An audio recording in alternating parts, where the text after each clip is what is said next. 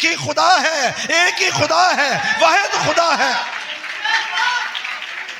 اور بائبل نے ہمیں تین خدا نہیں دیے، بائبل نے ہمیں ایک ہی خدا دیا ہے، خدا واحد خدا دیا ہے جو آسمان اور زمین کا تخلیق کار ہے، جو معجزات کی قدرت سے بھرا ہوا ہے، وہ ایک ہی خدا ہے۔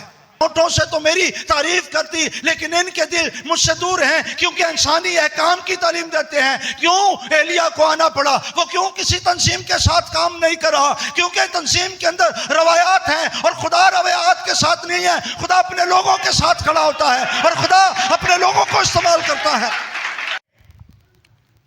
خدا یسوع مسیح کے عظیم جلالی بابرکت فاتح مقدس نام میں آپ سب کو سلام۔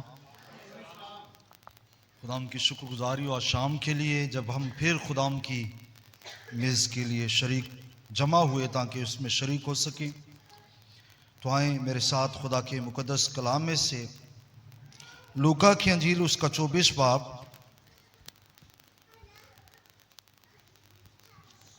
اور اس کی 6 آیت کے پہلے حصے کو میں آپ کے لیے پڑھوں گا۔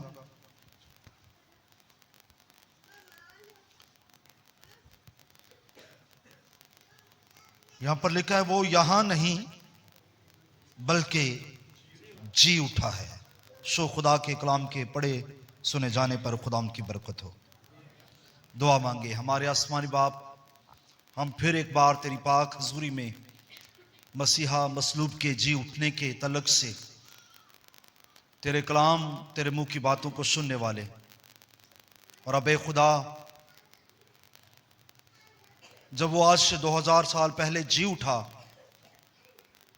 اور فرشتے نے کہا کہ وہ یہاں نہیں، تو اب اس کا مکاشفہ ہمیں عطا کر کے اب وہ کہاں پر ہے، تاکہ ہم خداوند وہاں پر ہوں جہاں پر وہ ہے۔ میں شکر گزاری کرتے ہوئے یسوع کے نام میں دعا مانگتا ہوں، رحیم و کرم بخش دے، آمین۔ تشریف رکھیں۔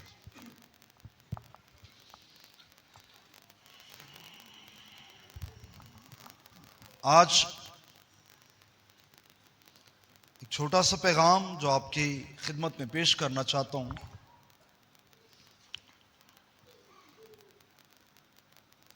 وہ یہ ہے کہ آج جس مضمون پر بات کرنا چاہتا ہوں، یا جو مضمون میں یہاں سے لینا چاہتا ہوں، فرشتے نے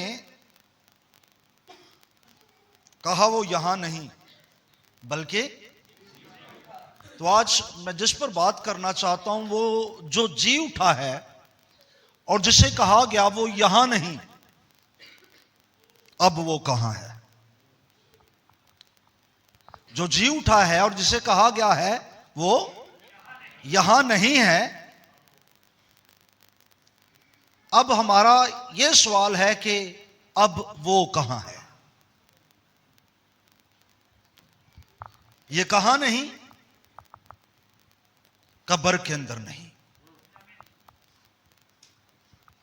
بلکہ کیا ہو گیا ہے؟ جی اٹھا ہے۔ اور آج ہم اس پر تھوڑی دیر توجہ کریں گے۔ چاروں اناجیل جو متی، مرکز اور لوکا اور یوحنا کی معرفت لکھی گئی، یہ مختلف اینگل سے، مختلف طریقہ سے مسیح یسوع کے جی اٹھنے کو بیان کرتے ہیں۔ میں اس لیے یہ مضمون رکھ رہا ہوں کہ جو یہاں نہیں اب وہ کہاں پر ہے۔ اور آج ہم دیکھیں گے بائبل مقدس ہمیں بتاتی ہے کہ چند عورتیں جو ہے وہ صبح سویرے اٹھی اور کہاں پر چلی گئی؟ قبر پر چلی گئی۔ اور جب قبر پر چلی گئی تو وہاں پر فرشتہ ان سے کیا ہوا؟ مخاطب ہوا۔ لیکن آپ کہہ سکتے ہیں کہ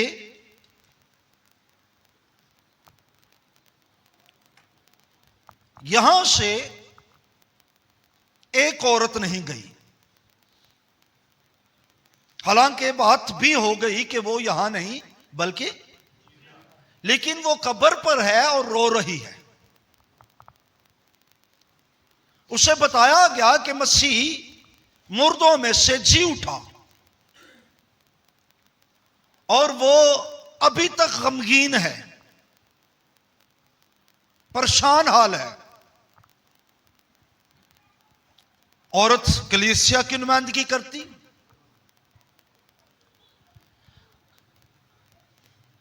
کچھ تو چلی گئی لیکن یہ ایک یہیں پر رہی. اور آج بھی کچھ اس طرح کا حال ہے. مسیح کی پیروی کرنے والے، اسے خداوند کہنے والے، آج بھی کہیں پر کوئی گروہ اس زندہ کو مردوں میں ڈھونڈ رہا ہے. دیکھیں گے یوحنا کی انجیل 20 باب اس کی 11 سے. لیکن مریم باہر قبر کے پاس کھڑی روتی رہی، اور جب روتے روتے قبر کی طرف جھک کر اندر نظر کی. اب یہاں پر توجہ کریں، روتے روتے جھک کر اندر کیا کی؟ نظر کی،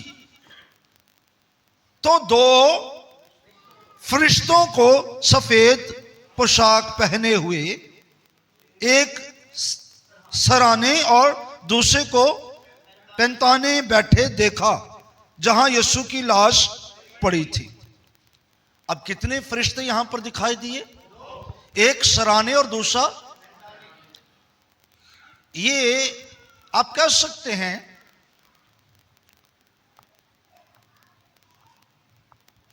عدالتی حکم نامہ.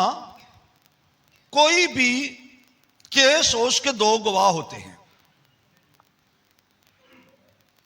کیوں جی؟ کوئی بھی کیس ہو کسی قسم کا بھی، ایک گواہ پر نہیں بات بنتی، 2 گواہ ضرور ہوتے ہیں. اب جب انہیں پیغام ملا تو کوئی ایک فرشتہ دے رہا، لیکن یہ وہاں پر ہی رو رہی. دوسری بہنیں تو چلی گئیں، لیکن یہ وہاں پر ہی رو رہی. اور پھر 2 فرشتوں کو جو ہے اس نے دیکھ لیا تو بھی رو رہی، تو بھی پریشان حال. حالانکہ 2 کی گواہی معتبر ہوتی ہے، اور جہاں پر 2 کی گواہی ہو وہاں پر فیصلے پر مہر لگ جاتی ہے. لیکن پھر بھی اس کی حالت دیکھیں، یہ رو رہی ہے. اور کیا ہوا؟ انہوں نے اس سے کہا، اے عورت تو کیوں روتی ہے؟ اس نے ان سے کہا، اس لیے کہ میرے خدام کو اٹھا لے گئے ہیں اور معلوم نہیں کہ اسے کہاں رکھا ہے. یہ کہہ کر وہ پیچھے پھری اور یسوع کو کھڑے دیکھا اور نہ پہچانا کہ یہ یسوع ہے. کون ہے؟ یہ یسوع ہے. اب اس نے پہچانا نہیں. کیوں نہیں پہچانا؟ کیونکہ اب تو یسوع کے پاس وہ والا بدن نہیں جس پر موت آنے والی تھی. اب اس کے پاس کوئی اور بدن ہے، یعنی ایک جلالی بدن جو بند دروازوں میں سے گزرنے والا ہے. اب اسے کس طرح یہ پہچان سکتی ہے؟ اور ضرور کہوں گا، کبھی کبھی جو ہے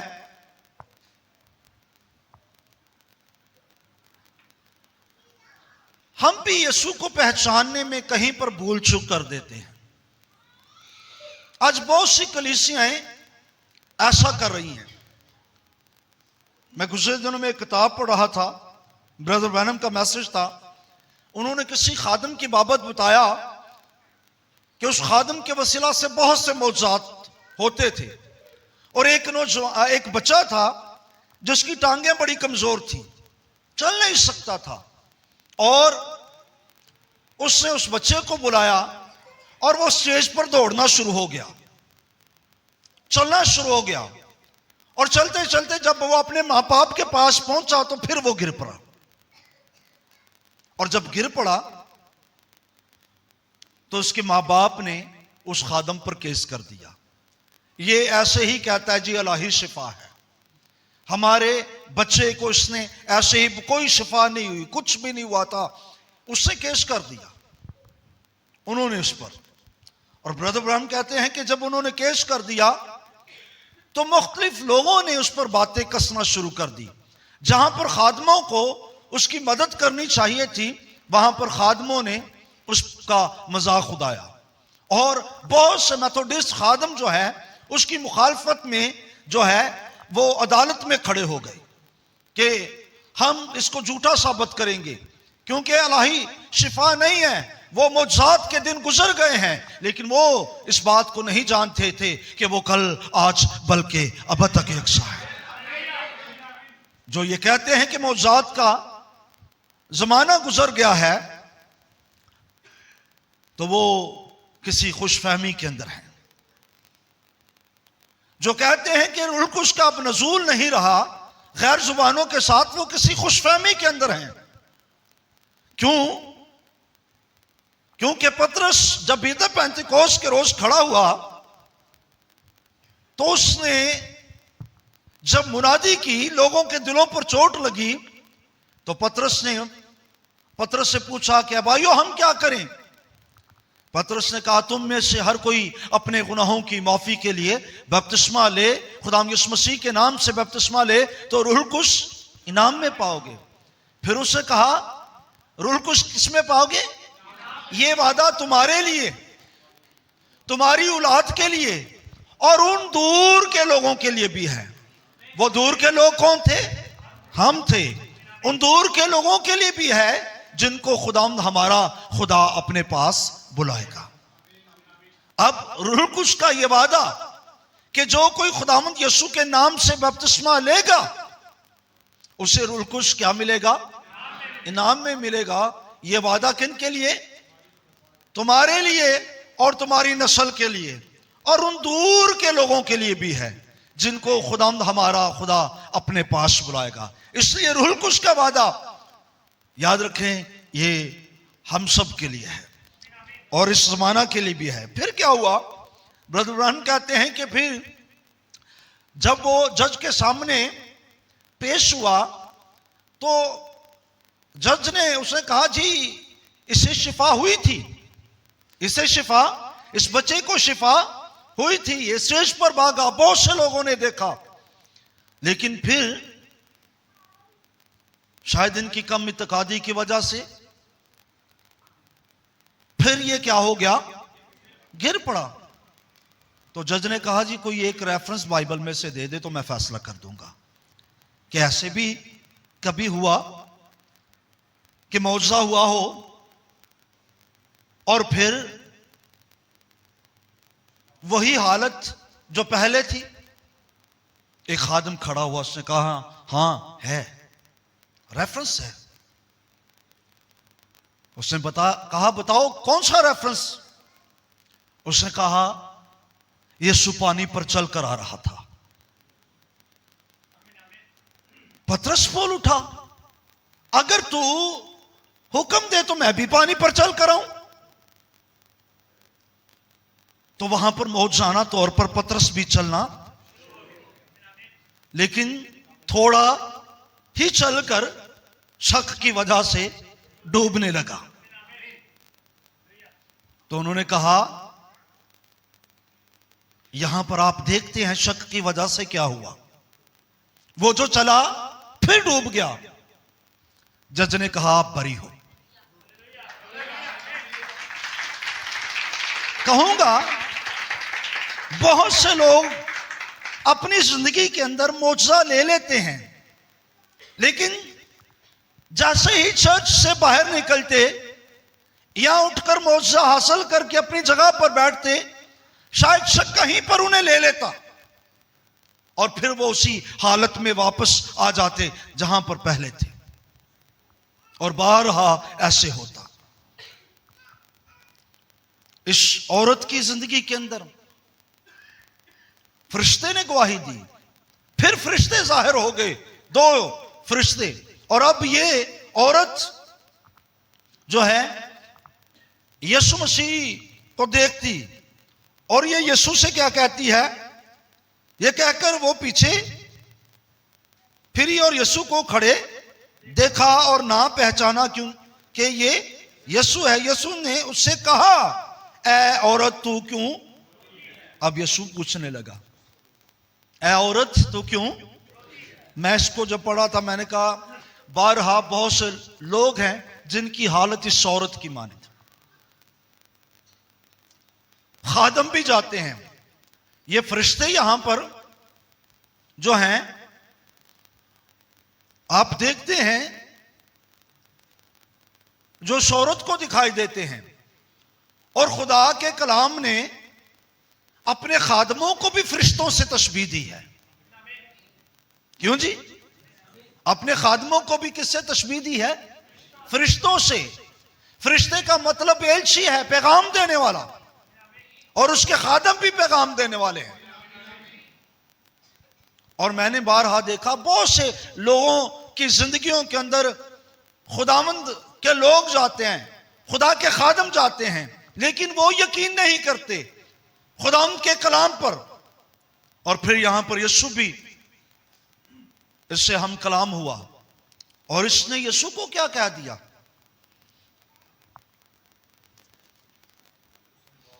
یسوع نے اس سے کہا، اے عورت تو کیوں روتی ہے؟ کس کو ڈھونڈتی ہے؟ اس نے باغبان سمجھ کر اس سے کہا، میاں اگر تو نے اس کو یہاں سے اٹھایا ہے تو مجھے بتا دے کہ اسے کہاں رکھا ہے، تاکہ میں بھی اسے لے جاؤں۔ میں بھی اسے کیا کروں؟ لے جاؤں۔ اب یہاں پر ایک بات کہنا چاہتا ہوں، بے شک وہ اپنے جلالی بدن کے اندر تھا، لیکن آواز وہی تھی، آواز جو پہلے تھی۔ اور کیا ہوا؟ یسوع نے اس سے کہا، مریم۔ اس نے مڑ کر اس سے عبرانی زبان میں کہا، ربونی، یعنی اے استاد۔ بدن تو جلالی تھا لیکن آواز وہی تھی، اور اسے یہ بھی معلوم تھا کہ مجھے مریم کہنے والا کون ہے۔ اور جیسے ہی اس سے کہا مریم، اس نے پہچان لیا یہ وہی آواز ہے جو میرے خداوند کی ہے۔ اور میں یہاں پر کہوں گا یہ آواز ہے کون سی؟ کلام مقدس کو پڑھیں تو لکھا ہے، رومیو کا خط 6 باب کی پہلی آیات کا مطالعہ کریں۔ پہلی 6 آیات کے اندر لکھا ہے، جب آپ پڑھیں گے تو وہاں پر لکھا ہے، مسیح جو موا گناہ کے اعتبار سے ایک بار موا، گناہ کے، اب جو جیتا ہے تو خدا کے اعتبار سے جیتا ہے۔ اب جو جیتا ہے تو خدا کے اعتبار سے جیتا ہے۔ پہلے گناہ کے سبب سے ہوا، اب جو جیتا ہے تو کس کے اعتبار سے جیتا ہے؟ خدا کے اعتبار سے جیتا ہے۔ اور میں یہاں پر یہ کہوں گا، عبرانیوں کا مصنف بڑی خوبصورت بات کرتا ہے۔ عبرانیوں پہلے باب کی پہلی آیت کو پڑھیں تو لکھا ہے، اگلے زمانہ میں خدا نے حصہ بہ حصہ، طرح بہ طرح نبیوں کی معرفت کلام کیا۔ کس کی معرفت کلام کیا؟ کس نے کلام کیا؟ خدا نے۔ لیکن اس زمانے کے آخر میں ہم سے بیٹے کی معرفت کلام کیا۔ رسول کیا کہتا ہے؟ اس زمانہ کے آخر میں رسول اپنے زمانہ کی بات کرتا ہے، ہمارے زمانے کی بات نہیں کر رہا۔ وہ کہتا ہے اس زمانہ کے آخر میں ہم سے کس کی معرفت کلام کیا؟ بیٹے کی معرفت کلام کیا۔ اور آپ ضرور کہوں گا، وہ خدا جو پہلے نبیوں میں سے ہو کر بات کرتا، پھر اپنے بیٹے کی معرفت ہم سے کلام کرتا، اور پھر اب جس زمانہ کے اندر ہیں ہم، وہ زمانہ کچھ اس طرح کا ہے، کیونکہ جب نبی کلام کرتے تھے تو نبی کہتے ہیں خدا کا کلام مجھ پر نازل ہوا، خدا یوں فرماتا ہے. لیکن جب بیٹا کلام کرتا ہے تو وہ یہ نہیں کہتا خدا کا کلام مجھ پر نازل ہوا، خدا یوں فرماتا ہے. جب بیٹا بولتا ہے، کیونکہ بیٹے میں سے کوئی ہے جو بول رہا ہے، اور وہ کہتا ہے میں تم سے سچ سچ کہتا ہوں، میں تم سے سچ سچ کہتا ہوں. اور وہی جو بیٹے کی معرفت بولنے والا ہوا، اب وہ روح القدس کی صورت میں ہمارے درمیان ہے، اور لکھا جس کے کان ہوں وہ سن لے روح کلیسیوں سے کیا فرماتا ہے. اب وہ ہمارے زمانے میں روح القدس کی معرفت ہم سے بات کر رہا ہے، ہم سے بول رہا ہے. اور میں ضرور کہوں گا یہاں پر اگر کوئی کہے کہ وہ تین ہیں تو وہ کسی خوش فہمی کے اندر ہیں. وہ تین نہیں، وہ ایک ہی ہے، جو آپ کہہ سکتے ہیں پہلے باپ کی صورت میں، پہلے باپ کے آفس میں کام کر رہا، پھر بیٹے کے آفس میں، اور پھر روح القدس کے آفس میں. یہ تین آفسز میں کام کر رہا ایک ہی خدا ہے، ایک ہی خدا ہے، واحد خدا ہے. اور بائبل نے ہمیں تین خدا نہیں دیے، بائبل نے ہمیں ایک ہی خدا دیا ہے. خدا واحد خدا دیا ہے جو آسمان اور زمین کا تخلیق کار ہے، جو معجزات کی قدرت سے بھرا ہوا ہے، وہ ایک ہی خدا ہے. اور اب جب مریم سے یہ بولا تو میں بات کر رہا تھا، خدا نے کس کی معرفت کلام کیا؟ بیٹے کی معرفت. کس کی معرفت کلام کیا؟ بیٹے کی معرفت. اب اس میں سے ہو کر کون بولتا تھا بیٹے کے اندر؟ تو مسیح جو موا گناہ کے اعتبار سے، اب جو جیتا ہے تو خدا کے. اب جب اس نے جلالی بدن کے اندر تھا، وہ بدن جو بند دروازوں میں سے گزرتا، اس بدن کے اندر تو اس نے اس کو نہ پہچانا، لیکن اس نے اس کی آواز کو پہچان لیا. یہ آواز کس کی ہے؟ اور جیسے ہی اس نے آواز کو پہچانا، اس نے کوشش کی کہ یسوع مسیح کے پاؤں میں گر جاؤں، اس کے پاؤں پکڑ لوں. یسوع مسیح نے کہا ابھی مجھے مت چھونا، کیونکہ میں باپ کے پاس نہیں گیا. نہ چھونا. اور یہاں پر بات کرنا چاہتا ہوں ان کلیسیوں سے جو اس عورت کی مانند زندہ کو مردوں میں سے ڈھونڈ رہی ہیں، جو اس عورت کی مانند گواہی پر گواہی مل بھی رہی ہے، لیکن پھر بھی کہیں پر مردہ قبروں پر خدا کو ڈھونڈ رہی ہیں، لیکن وہ زندہ ہے. اور میں جو کہوں گا اب وہ کہاں پر ہے؟ جو زندہ ہے اب وہ کہاں پر ہے؟ بے شک کلام مقدس میں یسوع مسیح نے 40 دن اپنا آپ شاگردوں پر مختلف وقت پر ظاہر کرتا رہا. کبھی وہ گھر میں ہے، کبھی وہ اماوس کی راہ کے اندر شاگردوں کا ہم سفر ہے، ان کے سفر میں ان کے ساتھ ہے. کبھی وہ پطرس کے کاروبار کے مقام پر ہے جب وہ مچھلیاں پکڑ رہا. کبھی وہ بند دروازوں میں سے داخل ہو کر ان پر اپنا آپ ظاہر کرتا کہ دیکھو میں ہی ہوں، انگلیاں ڈال کے دیکھ لو میں ہی ہوں. مختلف طور سے یسوع مسیح نے 40 دن تک اپنا آپ ان پر ظاہر کیا، اور وہ ان شاگردوں پر اس لیے ظاہر کرتا اپنے آپ کو تاکہ جو مسیح یسوع کے جی اٹھنے کے کلام کو قبول کر کے اس کی شاگردیت میں آ جائیں، اس کے شاگرد بن جائیں ہماری طرح. وہ ان پر ان کے لیے اپنے آپ کو کبھی ان کے گھر میں، کبھی ان کے سفر میں، اور کبھی ان کی آمدن اور آپ کہہ سکتے ہیں کمائی کے ذریعہ جہاں پر وہ کام کر رہے ہیں وہاں پر دکھائی دیتا ہے، تاکہ ہم یہ بات جان جائیں کہ اس نے کہا دیکھو میں اب سے لے کر آخر زمانے تک تمہارے ساتھ ہوں. ہم جان جائیں کہ اگر ہم گھر میں ہوں گے وہ زندہ ہے، وہ ہمارے گھر بھی ہوگا. اگر ہم سفر میں ہوں گے وہ زندہ ہے، وہ ہمارے سفر میں بھی ہمارے ساتھ ہوگا. ہم اپنے کام پر ہوں گے وہ زندہ ہے، وہ ہمارے کام پر بھی ہمارے ساتھ ہوگا. ہم جہاں پر جائیں گے وہ ہمارے ساتھ ہوگا، کیونکہ اس کا وعدہ کہ تیرے رشتہ دار بہن بھائی تجھے چھوڑ دیں تو چھوڑ دیں، میں تجھ سے دستبردار نہ ہوں گا اور نہ تجھے کبھی چھوڑوں گا. لیکن بات کرنا چاہتا ہوں، اس کے بعد وہ کہاں پر چلا گیا؟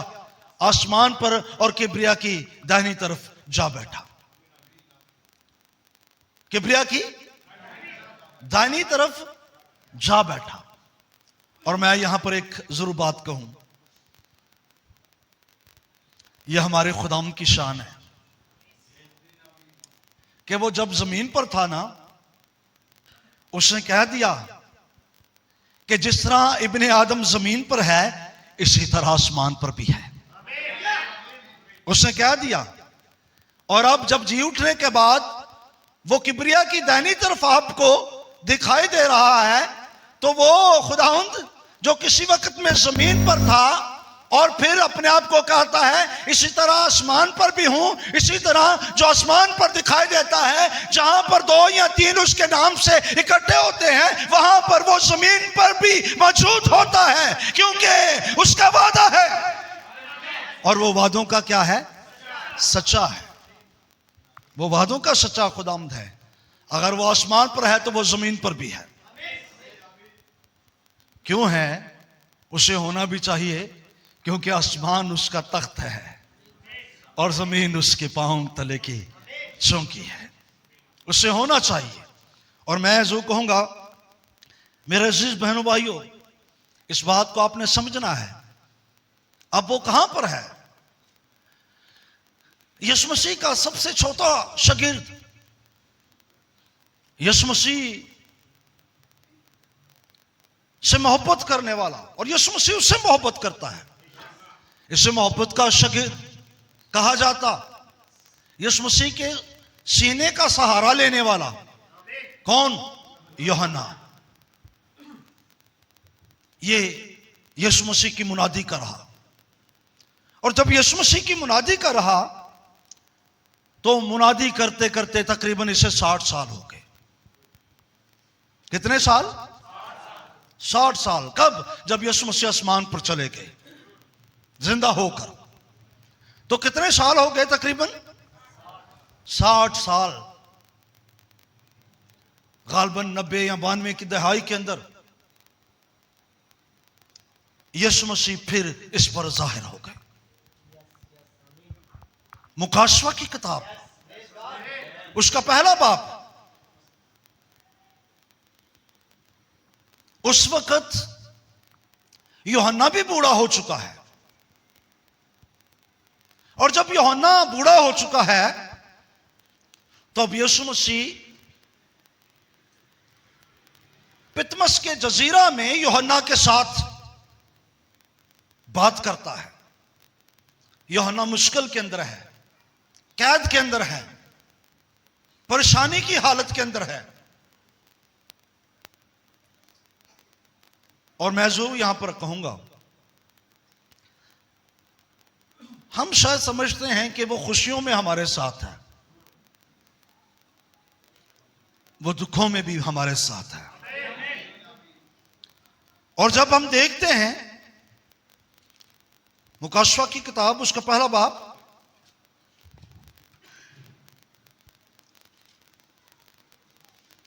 اس کے پہلے باب کی اچھا ہے مائک ہے اوکے اچھا ہے پہلے باب کی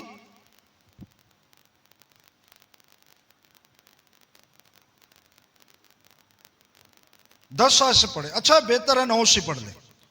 میں یوحنا جو تمہارا بھائی اور یسوع کی مصیبت اور بادشاہی اور صبر میں تمہارا شریک ہوں، خدا کے کلام اور یسوع کی نسبت گواہی دینے کے باعث اس ٹاپو میں تھا جو پتمس کہلاتا ہے، اس ٹاپو میں تھا جو پتمس کہلاتا ہے، پتمس کہلاتا ہے، ہاں جی، کہ خداوند کے دن روم میں آ گیا، اب کہتا ہے کہ پھر خداوند کے دن روم میں آ گیا، روم میں آ گیا. کہاں پر آ گیا؟ بہت سے لوگ سمجھتے ہیں جی یہ اتوار دا دن ہے، لیکن ایسا نہیں ہے. آپ کو پتا ہے بہت سے ایسے مالک ہیں جہاں پر ٹائم کا بڑا فرق ہے. کیوں جی؟ گھنٹوں گھنٹے اگر یہاں پر جمعرات ہے تو شاید وہاں پر اب کون سا دن ہوا ہو، ابھی بدھی ہو، یہاں جمعہ ہو گیا ہو، تو کس دن کے مطابق؟ وہ دن جو کسی اور ممالک کے اندر ہے اس دن کے مطابق یوحنا روم میں آ گیا تھا، یا ہمارے ملک کے حساب سے یوحنا روم میں آیا؟ لیکن یہ خداوند کا دن جو ہے، بڑے سادے الفاظوں میں کہوں گا، یہ نجات کا دن ہے.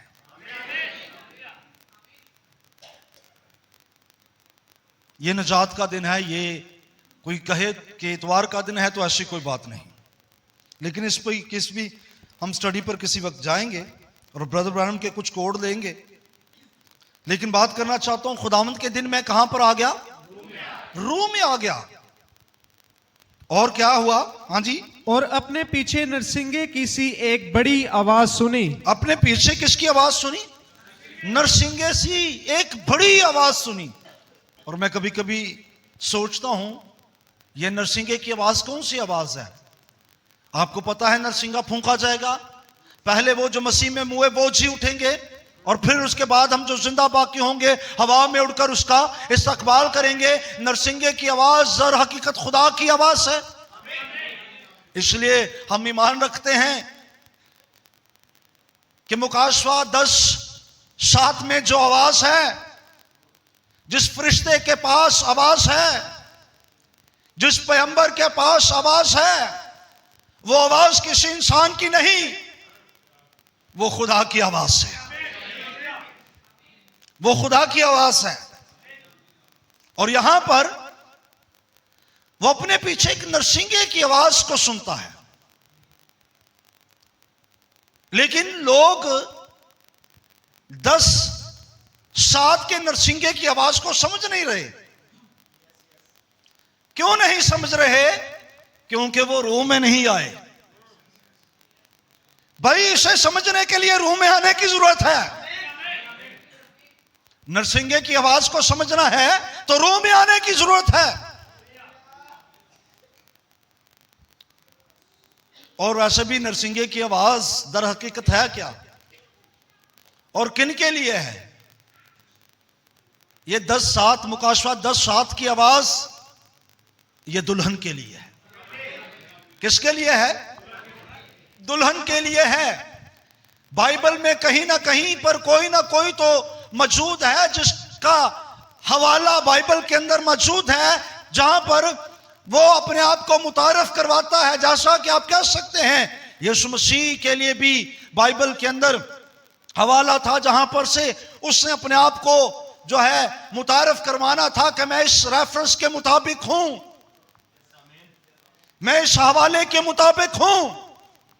اس لیے جب اس نے اپنی خدمت کا آغاز کیا روزہ رکھ کر 40 دن کے بعد وہ ناصرت میں آیا،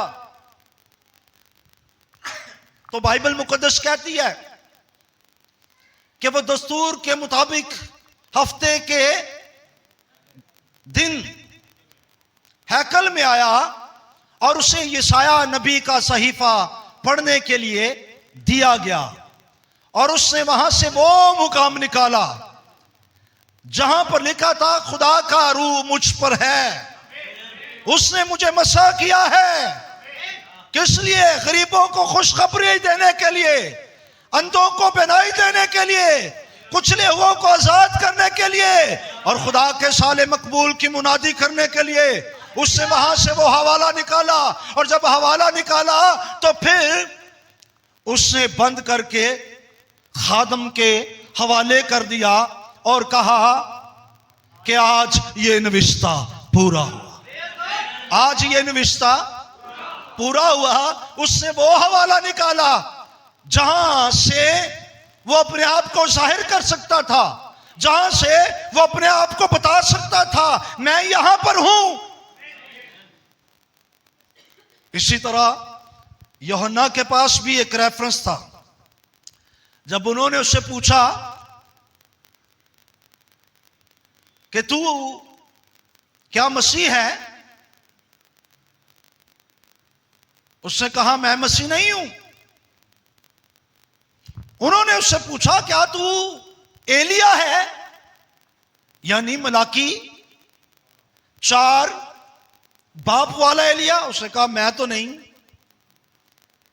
بہت سے لوگ تو کیا کھڑیں گے 4 آلا یوحنا سی، لیکن یوحنا تو اپنے منہ سے اس بات کا اقرار کر رہا ہے کہ میں نہیں ہوں، کیونکہ یوحنا کو پتا تھا کہ میں 4 والا نہیں ہوں، میں ملاکی 3 کے اندر ہوں، جو خداوند کی راہ تیار کرنے کے لیے آیا ہے۔ اس لیے یوحنا نے کہا میں ایلیا نہیں ہوں۔ انہوں نے کہا کیا تو وہ نبی ہے جس کا ذکر موسیٰ نے توریت میں کیا، استشرا کی کتاب؟ اس نے کہا نہیں میں تو نہیں ہوں وہ۔ انہوں نے کہا تو پھر اپنے حق میں کیا کہتا ہے؟ یوحنا نے کہا میں عیسائیٰ کے مطابق بیابان میں پکارنے والے کی آواز، میں تو یہاں پر ہوں۔ اس نے اپنا ریفرنس نکال دیا۔ اس لیے جب نبی ہمارے زمانہ کے اندر ہم دیکھتے ہیں تو اس نے بھی اپنا حوالہ نکال دیا، میں ملاکی 4 ہوں، میں ملاکی، جس کا انکار کس نے کر دیا؟ یوحنا نے۔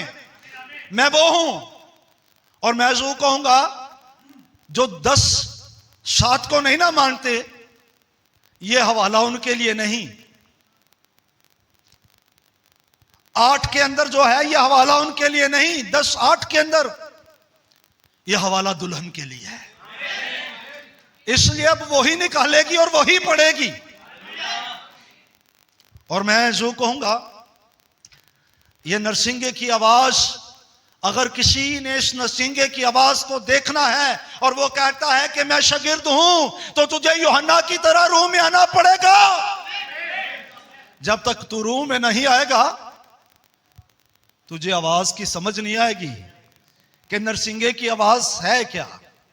ہاں جی پڑھیں گے آگے کہ جو کچھ تو دیکھتا ہے اس کو کتاب میں لکھ کر 7 کلیسیاؤں کے پاس بھیج دے، یعنی افسس اور سمرنا اور پرگمن اور تھواتیرا اور سردیس اور فیلادلفیا اور لودیکیا میں میں نے اس آواز دینے والے کو دیکھنے کے لیے منہ پھیرا۔ اب اس آواز دینے والے کو دیکھنے کے لیے کیا کیا؟ منہ پھیرا۔ اب میں سادے الفاظوں میں کہوں گا، بہت سے لوگ ہیں جو جا رہے ہیں سیدھا، اسے یو ٹرن لینا ہوگا۔ توبہ کا مطلب کیا ہے؟ ہاں، توبہ کا مطلب ہے جس کام کو آپ کر رہے ہو اسے کرتے کرتے رک جانا اور چھوڑ کر واپس ہو لینا، پیچھے کی طرف لوٹ جانا، آگے نہیں بڑھنا۔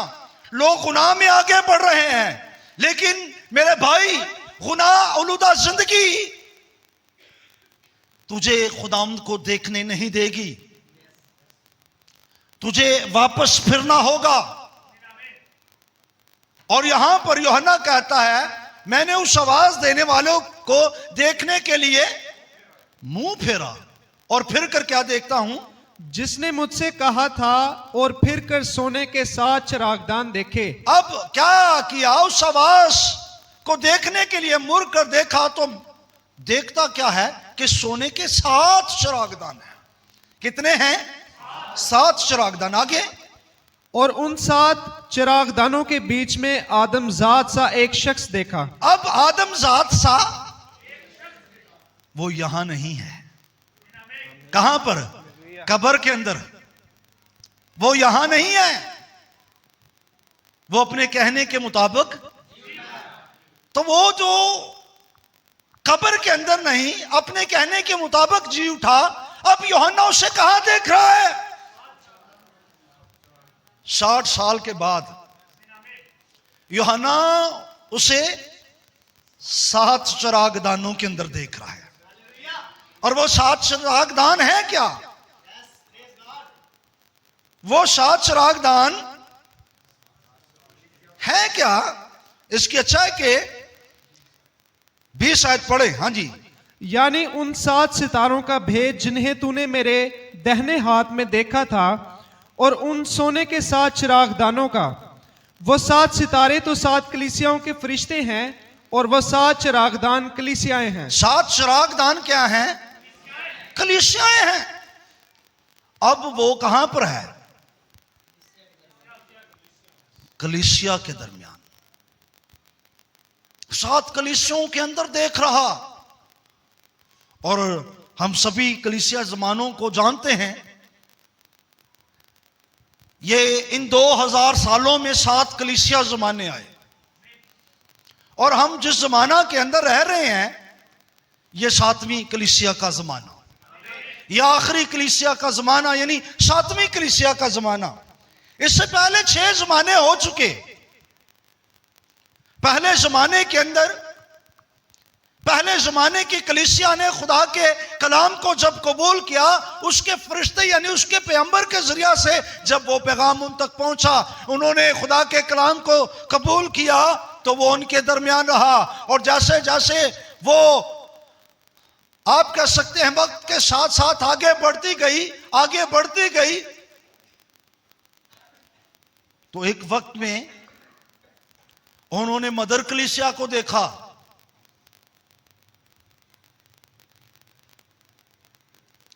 اور جب مدر کلیسیا کو دیکھا، جن سے یہ فرشتے کی، پہلے فرشتے کی آواز کے ذریعہ سے نکلی تھی،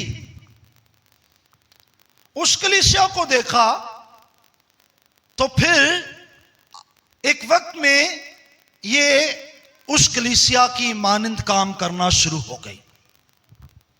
جب میں مدر کلیسیا کی بات کر رہا ہوں، تو آپ سب بھی جانتے ہیں کہ وہ مدر کلیسیا کون ہے. کلیسیوں کی ماں کلیسیا کون ہے. میں پینتیکوستل کلیسیا کی بات نہیں کر رہا، میں اس کلیسیا کی بات نہیں کر رہا، میں تنظیم کلیسیا کی بات کر رہا ہوں. تنظیمی کلیسیا. اور پہلی تنظیم کو آپ جانتے ہیں وہ کون سی تنظیم ہے. ایسے ہی جیسے کوئی آپ کہہ سکتے ہیں کو بیٹی جب اپنی ماں سے پیدا ہوتی ہے تو پھر اس کا ایک اپنا رنگ روپ ہوتا ہے، لیکن ایک وقت میں جو کچھ وہ ماں کو کرتے ہوئے دیکھتی ہے، ویسے ہی وہ خود بھی کرنا شروع کرتی ہے. جس طرح وہ ماں کو کپڑے دھوتے دیکھتی ہے، جس طرح وہ ماں کو کام کرتے دیکھتی ہے، جس طرح وہ ماں کو جو ہے کپڑے پریس کرتے ہوئے دیکھتی ہے، جھاڑو لگاتے ہوئے دیکھتی ہے، وہ اپنے ماں کو کاپی کرنا شروع ہوتی ہے. اس طرح پہلے زمانے کی کلیسیا نے بھی کیا کیا. وہ جہاں سے نکلی تھی، وہ جہاں سے پیدا ہوئی تھی، اس نے اس کو دیکھا، وہ ایسے کر رہی ہے، اور پھر وہ کیا بن گئی؟ تنظیم بن گئی. اور جب تنظیم بن گئی تو کسی تنظیم کے ساتھ خدا کھڑا نہیں ہوتا. خدا ہمیشہ اپنے لوگوں کے ساتھ کھڑا ہوتا ہے. یاد رکھیں، بائبل مقدس کو پڑھیں، یہ خدا کا طریقہ کار ہے. جب یاد رکھیں ایلیا آیا تو پھر اس وقت کیا ہوا؟ اس وقت زمین پر جو ہے فقی فریسی موجود تھے. اس وقت زمین پر آپ کہہ سکتے ہیں سردار کاہن موجود تھے. ان کی تنظیم تھی، لیکن خدا اس تنظیم کے اندر کام نہیں کر رہا تھا، کیونکہ تنظیم نے اپنے لیے کچھ قاعدے قانون بنا لیے تھے، کچھ روایات بنا لی تھی، جس کی بابت یسوع مسیح نے کہا کہ تم جو ہے بزرگوں کی روایات کو قائم رکھنے کے لیے خدا کے کلام کو باطل ٹھہرا دیتے ہو. تمہاری بابت کیا یسایہ نبی نے نبوت کی، یہ امت ہونٹوں سے تو میری تعریف کرتی، لیکن ان کے دل مجھ سے دور ہیں، کیونکہ انسانی احکام کی تعلیم دیتے ہیں. کیوں ایلیا کو آنا پڑا؟ وہ کیوں کسی تنظیم کے ساتھ کام نہیں کر رہا؟ کیونکہ تنظیم کے اندر روایات ہیں، اور خدا روایات کے ساتھ نہیں ہے. خدا اپنے لوگوں کے ساتھ کھڑا ہوتا ہے، اور خدا اپنے لوگوں کو استعمال کرتا ہے. اور یاد رکھیں اب جب وہ تنظیم بن گئی, پہلے زمانے کی بات کر رہا ہوں, تو پھر وہاں سے خدا آگے کی طرف کوچ کر دیتا اور پھر دوسرا کلیسیا زمانہ شروع ہو جاتا. جب دوسری کلیسیا زمانے نے بھی ایسی صورتحال اختیار کی تو پھر تیسرا, جب تیسرے نے ایسی کی چوتھا, پھر چوتھے نے کی تو پانچواں, پھر پانچویں نے ایسا صورتحال اختیار کر لی تو پھر چھٹے. اور اب ہم چھٹے زمانے کو جب دیکھتے ہیں تو اس کے بعد وہ بھی جب ویسے ہی حالت میں آ گیا تو پھر وہ ساتویں زمانے کے اندر. اور جب وہ ساتویں زمانہ کے اندر آ گیا نا, تو ساتویں نے بھی جب وہی صورتحال اختیار کر لی نا, تو پھر وہ کیا کہتا ہے, تیسرا باب اس کی 20 آیت,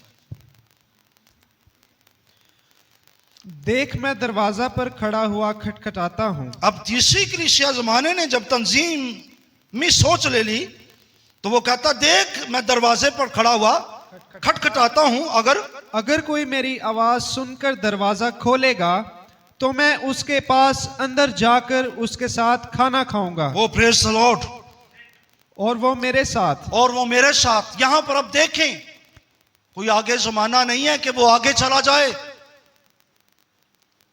اب وہ کیا کر رہا ہے, وہ اب لوگوں کے دلوں کے دروازوں کو کھٹکھٹا رہا ہے اور کیا کہتا ہے, اگر کوئی میری آواز سنے.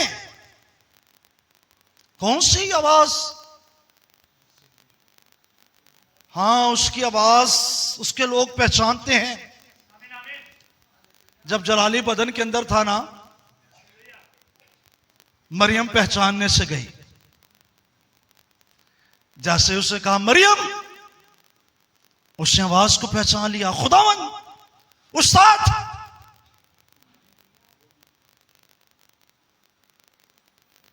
اس کے لوگ اس کی آواز پہچان لیتے ہیں چاہے وہ کہیں پر بھی ہوں.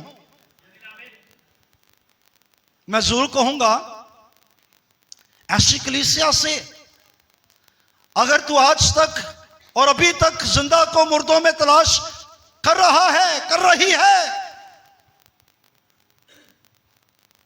تو آج وہ تیرے دل کے دروازے پر کھٹکھٹا رہا ہے.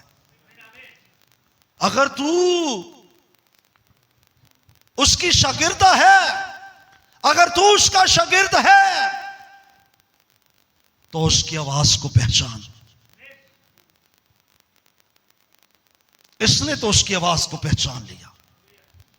میں دروازے پر کھڑا ہوا کھٹکھٹا رہا ہوں, اگر کوئی, اسے پتا ہے زمانے کے سارے نہیں, انہوں نے دروازے بند کر لینے. اگر کوئی میری آواز سنے اور دروازہ کھولے تو میں اس کے ساتھ کیا کرنا چاہتا ہوں, کھانا کھانا چاہتا ہوں. میں اس کے ساتھ کھانا کھانا چاہتا ہوں. اگر آپ اس کی آواز سن کر دروازے کو کھول دیں گے, وہ آپ کے گھر میں آ جائے گا, تو پھر تھوڑا سا کھانا بھی بڑھ جائے گا.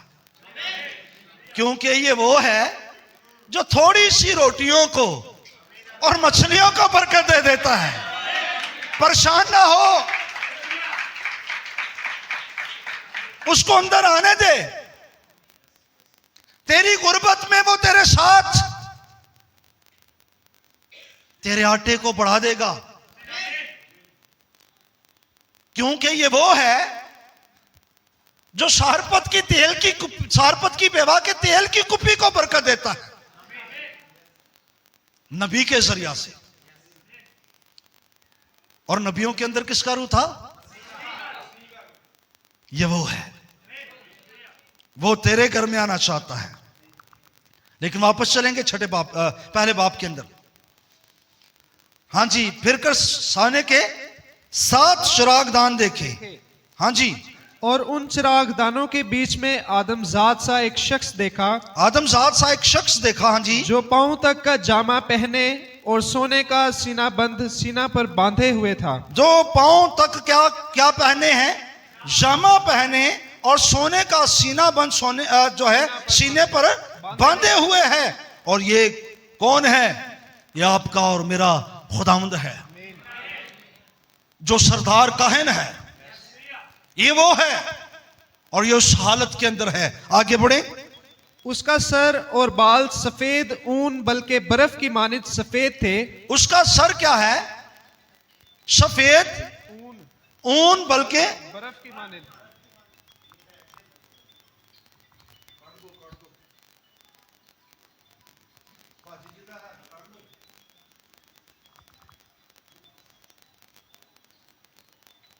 उसका सर सफेद बल्कि बर्फ की मानिंद सफेद।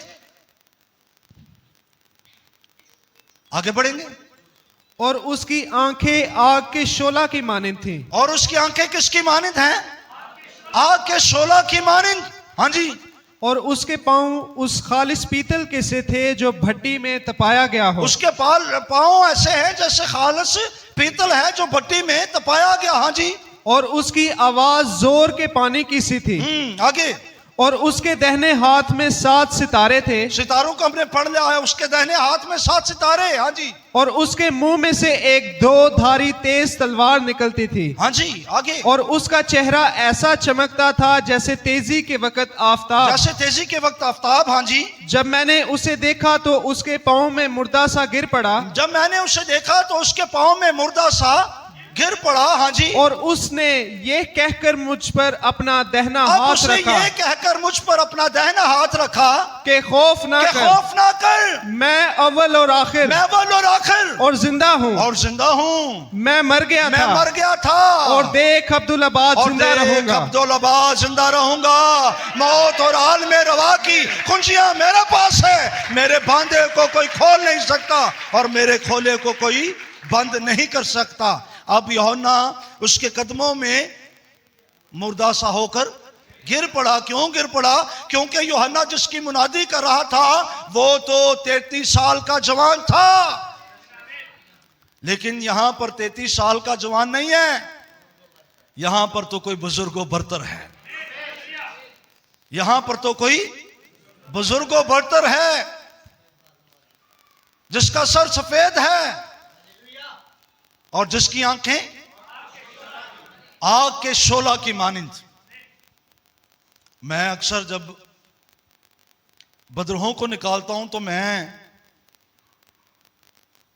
उनको कहता हूं मेरी तरफ देखो। रात भी हम एक बदरूह को निकाले थे और बार बार मैं उसे कह रहा था मेरी तरफ देख। क्यों भाई डैनियल? और वो कभी इस तरफ आंखें, कभी इस तरफ, कभी इस तरफ। और मैं अक्सर ये ऐसे करता हूं और वो देख नहीं पाते। बदरूहें देख नहीं पाती। क्यों नहीं देख पाती? क्योंकि हमारे अंदर कौन है? वो हमारी आंखें नहीं होती जो उसको देख रही होती हैं। वो तो कोई और होता है जिसकी आंखें आग के शोला की मानित होती हैं। वो होता है। आमीन ना। बदरुआ को डर दे रहा करो। यूहन्ना की खत को पढ़ें। यूहन्ना के खत में यूहन्ना कहता है ऐ मेरे बेटो तुम खुदा से हो और उस पर गालिब आ गए हो। ऐ मेरे बेटो तुम खुदा से हो और उस पर गालिब आ गए हो, क्योंकि जो तुम में है वो उससे बड़ा है जो दुनिया में है। जो तुम में है वो उससे बड़ा है जो दुनिया में है। आपको आपकी आंखों का कैसे देख सकता है? क्योंकि जो मुझ में है वो उससे बड़ा है जो दुनिया में है। कैसे देख सकता है?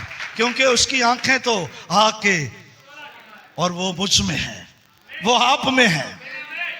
और जब वो आप में है तो कैसे वो आपको देख सकता है? कैसे आपकी आंखों में आंखें डाल सकता है? इसके पांव किस तरह हैं? खालिस पीतल की मानित, जो भट्टी में तपाया गया हो। हाँ, पीतल अदालत کی نمائندگی کرتا.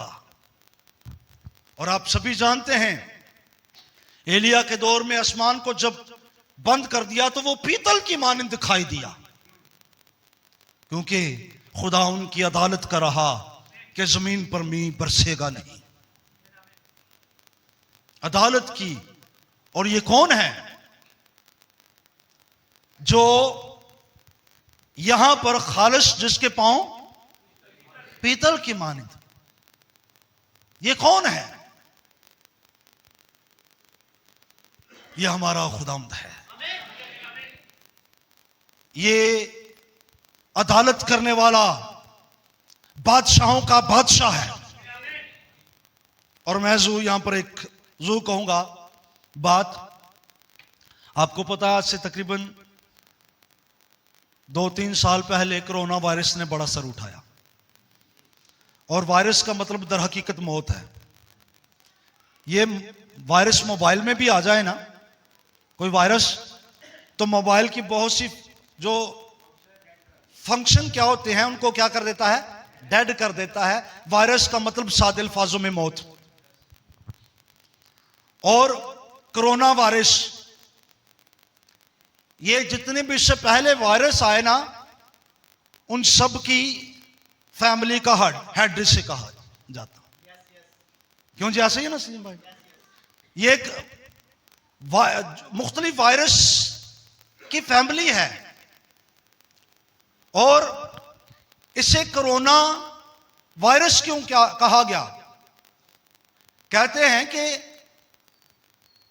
جب سورج کو گرہن لگتا ہے نا تو سورج کے گرہن کے بعد اس کے چگرد ایک روشنی ہوتی ہے, ایک تاج ہوتا ہے جو سائنسدان دیکھتے ہیں کہ اب یہ سورج گرہن جو ہے یہ لگ گیا ہے تو اس کے چگرد ایک روشنی ہے, یہ سورج نے کوئی تاج پہنا ہوا ہے. کرون بن جاتا ہے, تاج بن جاتا ہے. تو یہ کرونا وائرس یعنی یہ کرون تاج ہے اور یہ ایک ایسا وائرس ہے جس سے موت پر کیا ہے, اختیار ہے, اور یہ موت پر بادشاہت کر رہا ہے. کون؟ کرونا. یہ موت کا بادشاہ جسے لگ جاتا اسے موت کے گھاٹ اتار دیتا. اس لیے اسے نام کیا دے دیا گیا؟ کرونا. لیکن یہاں پر جو ہے اس نے موت کے گھر میں جا کر موت کو مارا. اس نے موت کے گھر میں جا کر کیا کیا؟ موت کو مارا اور زندگی کا تاج پہنے ہوئے بیٹھا ہے. یہ بادشاہوں کا بادشاہ ہے.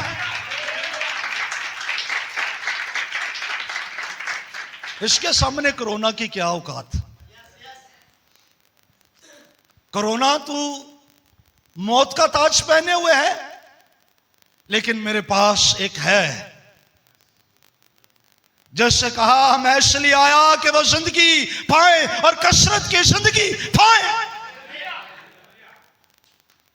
جس کے پاس بیٹا ہے اس کے پاس زندگی ہے. اور میں آج آپ سے کہوں گا اس کی آواز ایسے جیسے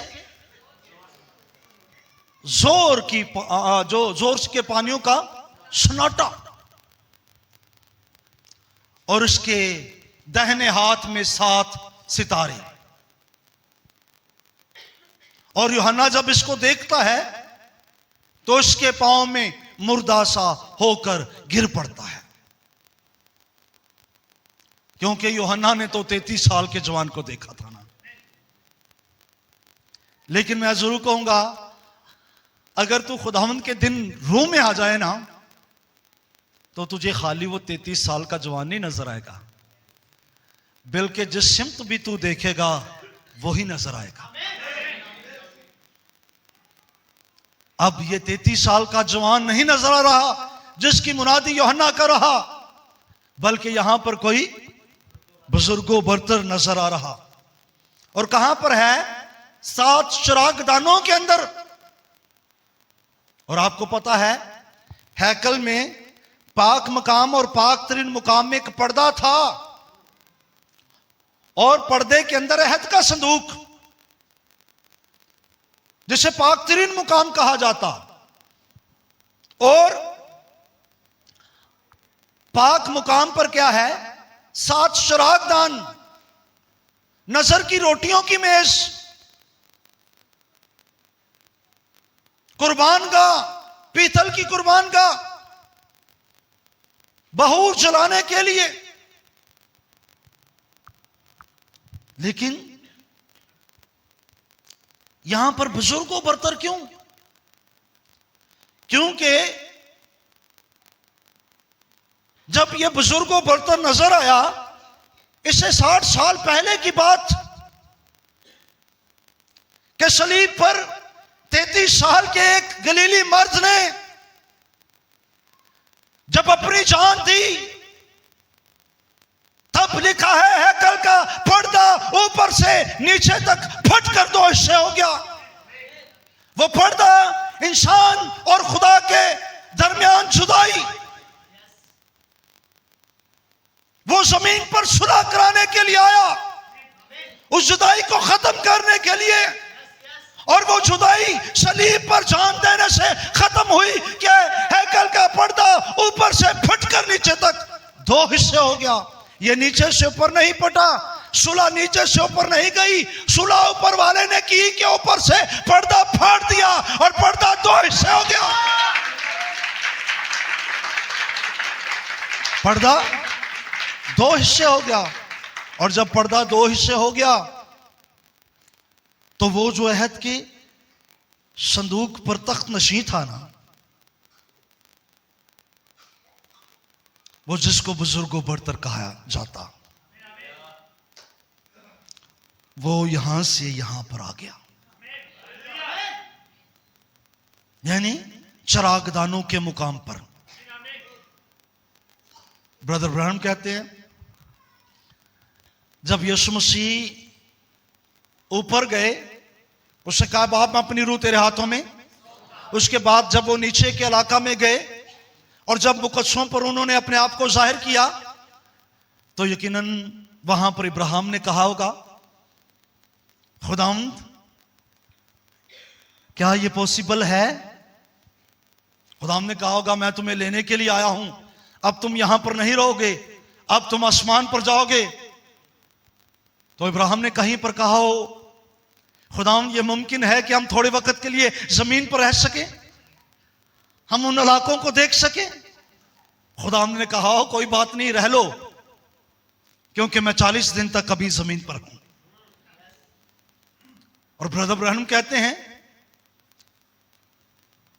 کہ ابراہیم وہاں پر سارا کو لے کر گیا ہوگا، اور چونکہ ہیکل کا پردہ اوپر سے نیچے تک پھٹ گیا ہوگا، تو وہ جب ہیکل میں گئے ہوں گے تو سردار کیفا نے کہا ہوگا، جو اس وقت کا سردار کاہن، وہ کیسا جادوگر تھا، یقیناً اس میں بازبول تھا، جب اس نے جان دی تو ہیکل کا پردہ پھٹ گیا. وہ اس پردے کو سلائی کروا رہا ہوگا کھڑا ہو کر کہ وہاں پر سارا اور ابراہیم دیکھ رہے ہوں گے، اور انہوں نے کہا ہوگا یہ کون ہے؟ اور ابراہیم نے سارا سے کہا ہوگا جلدی جلدی یہاں سے چل، کہیں پہچان نہ لیں. مقدس لوگ جی اٹھے، اور بائبل مقدس میں لکھا ہے وہ شہر یروشلم کے اندر بہتوں کو دکھائی دیے. ابراہیم وہاں پر دکھائی دیا، دیگر مقدس دکھائی دیے. پردہ پھٹ گیا، اب جو پیچھے پردے کے اندر تھا اب وہ منظر عام پر آ گیا. کیوں؟ کیونکہ صلیب پر کیا ہوا؟ صلیب پر اس کی پسلی کو پھاڑ دیا گیا. اور اس کی پسلی کو جب پھاڑ دیا گیا تو اس سے پہلے اس نے کہا تھا باپ مجھ میں رہ کر کام کرتا ہے. میرے بدن کے اندر, اس جلد کے اندر کون ہے؟ باپ ہے جو اندر ہے. پسلی پھٹی, پردہ پھٹ گیا, اور جب پردہ پھٹ گیا وہ جو پردے کے اندر تھا وہ باہر آ گیا. کہاں پر؟ 7 چراغ دانوں کے مقام پر. اور یہ 33 سال کا جوان نہیں, بزرگوں برتر ہے. اس کا سر سفید ہے, یہ وہ ہے. اور جب وہ وہاں پر دکھائی دیا تو یوحنا مردہ سا ہو کر اس کے قدموں میں گر پڑا, اور اس نے اس پر اپنا داہنا ہاتھ رکھا اور کہا, خوف نہ کر, میں مر گیا تھا. کیوں؟ میں وہ ہوں جس نے یسایہ کی کتاب کے اندر کہا کہ میں ہی تیرا یہوہ خدا ہوں, میں ہی تیرا فدیہ دوں گا. تیرا فدیہ میں نے دیا ہے. تو جو میری صورت تھا, میری شبیہ تھا, میری مانند تھا, تیرا فدیہ میں نے دیا.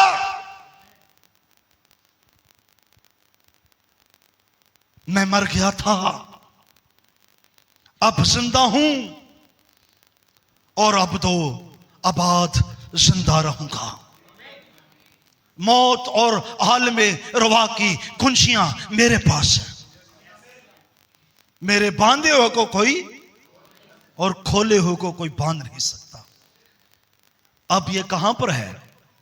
7 چراغ دانوں کے اندر. اور جب 7 چراغ دانوں کے اندر ہیں تو 7 چراغ دان 7 کلیسیاں ہیں, اور ہم آخری کلیسیا زمانے کے اندر. اور اب کہیں پر اس نے دروازہ کھٹکھٹایا, اور جنہوں نے کھولا ان کے ساتھ اندر آ گئے. اس کی آواز کو سن کر, جو ہمارے زمانے کی آواز تھی, وہ اندر آ گیا. اور کئیوں نے تو ابھی تک دروازہ بند کر رکھے. لیکن میں کہوں گا بہت سے ایسے ہیں جن کے دروازے بند ہیں, اور دروازے بند ہیں اور وہ زندہ کو مردہ میں ڈھونڈ رہے ہیں. لیکن اگر تو اسے جاننا چاہتا ہے, اسے دیکھنا چاہتا ہے, تو اب قبر پر نہیں جانے کی ضرورت کسی, اب تجھے چرچ میں آنے کی ضرورت ہے. کیونکہ وہ چرچ کے اندر ہے, وہ اپنی کلیسیا کے اندر, وہ اپنی دلہن کے اندر ہے, وہ یہاں پر ہے اپنے لوگوں کے درمیان. اس لیے آج شام آپ سے کہوں گا, اس نے کہا وہ یہاں پر نہیں ہے. فرشتے نے کہا وہ یہاں پر, بلکہ وہ, اور وہ جو جی اٹھا ہے اب وہ کہاں پر ہے؟ اب وہ چراغ دانوں کے اندر ہے. اب وہ آپ کے درمیان ہے. صرف کیا کریں, وہ تھا وہاں پر, لیکن اسے ہی پوچھ رہی ہے, مالی تو نے میرے یسوع کو تو نہیں چرا لیا, تو نے اسے کہاں پر رکھ دیا؟ اس پر اسے غصہ آیا, بولا مریم. اس نے اسی وقت اس کی آواز پہچان لی.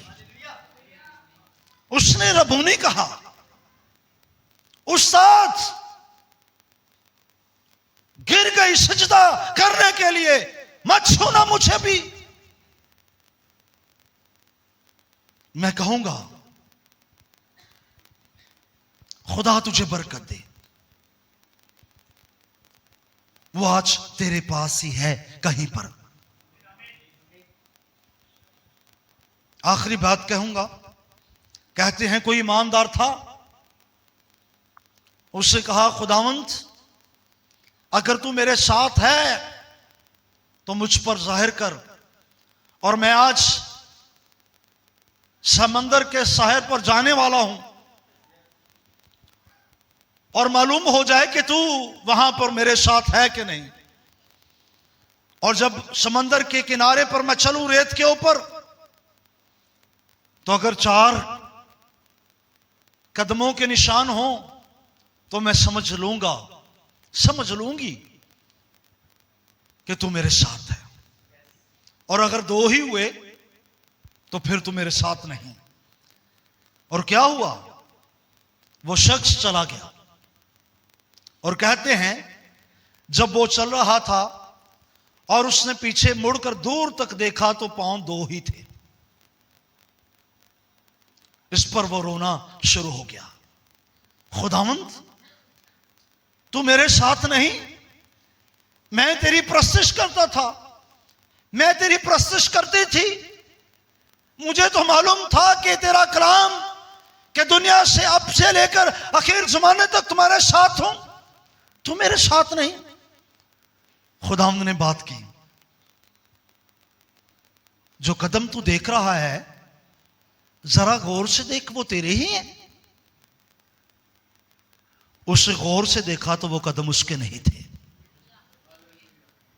خداوند نے کہا یہ تو قدم میرے ہیں اور تو میری گود میں ہے.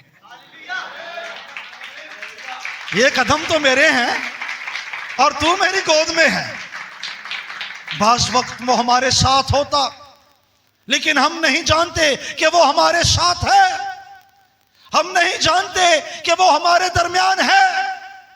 لیکن میں کہوں گا میرے عزیز بہن بھائی, خدا تجھے برکت دے. تیرا خداوند آزمائش کے وقت مصیبت میں تیرے ساتھ ہوتا ہے. اس نے دانیل کو شیروں کی مانگ کے اندر تنہا نہیں چھوڑا. اس نے صدق مشک ابنجو کو آگ کی بٹی کے اندر تنہا نہیں چھوڑا. وہ تیرا خدا تیرے ساتھ ہے, اور اس کا وعدہ موت کے سائے کی وادی سے میرا گزر, میں کسی بلا سے نہیں ڈروں گا. اس کا نبی کے ساتھ وعدہ, تو خوف نہ کھائیں, تو ڈری نہ, میں تیرے ساتھ ہوں. اور نبی نے کہا اس کے عصا اور اس کی لاٹھی سے مجھے تسلی ہے. تسلی میں رہیں, آپ کا خداوند آپ کے ساتھ ہے. اس لیے آج وہ کہاں پر ہے؟ آج وہ آپ کے درمیان ہے, اور وہ اپنے کلام میں موجود ہے. جب آپ اس کے کلام کو اندر رکھ لیتے ہیں تو آپ اس کو اندر رکھ لیتے ہیں. اس لیے میرے عزیز بہنوں بھائیوں, خدا آپ کو برکت دے. ہمیں زندہ کو مردوں میں نہیں ڈھونڈنا, وہ ہمارے ساتھ ہے اور ہمارے درمیان میں ہے. خداوند آپ کو برکت دے.